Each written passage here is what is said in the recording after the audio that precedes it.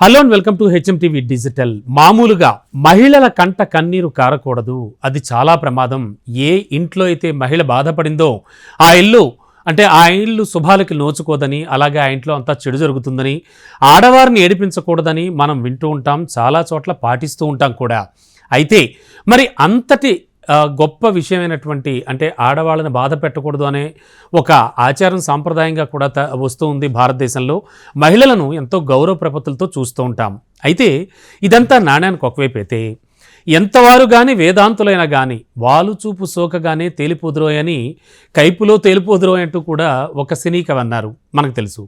అయితే ఇప్పుడు రీసెంట్గా ఒక స్టడీ ఒక విషయాన్ని తెలియజేస్తోంది. చాలా విచిత్రమైన విషయం సుమండోయ్.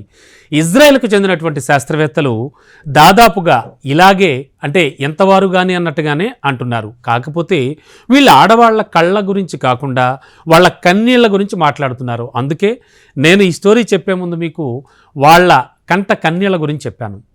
అదేమిటో తెలుసా? ఆడవాళ్ల కన్నీళ్ల వాసన పీలిస్తేట ఎంత దూకుడుగా ఉండే మగాడికైనా సరే ఇట్టే కళ్ళెం పడిపోతుందట. శాంత స్వభావులు అయిపోతారట, చాలా కూల్ అయిపోతారట. ఆడవారి కన్నీళ్ల వాసన అది మగవారిపై చూపించే ప్రభావంపై ఇజ్రాయెల్కు చెందినటువంటి వీజ్మ్యాన్ ఇన్స్టిట్యూట్ ఆఫ్ సైన్స్ శాస్త్రవేత్తలు పరిశోధనలు చేశారు ఇటీవల. మహిళల కన్నీళ్లలో ఉన్నటువంటి రసాయనాలు పురుషుల మెదడుపై తీవ్ర ప్రభావాన్ని చూపిస్తాయని వీళ్ళు చెబుతూ ఉన్నారు. ఇవి మగవాళ్లలో దూకుడు స్వభావాన్ని బాగా తగ్గిస్తాయని కూడా అంటున్నారు.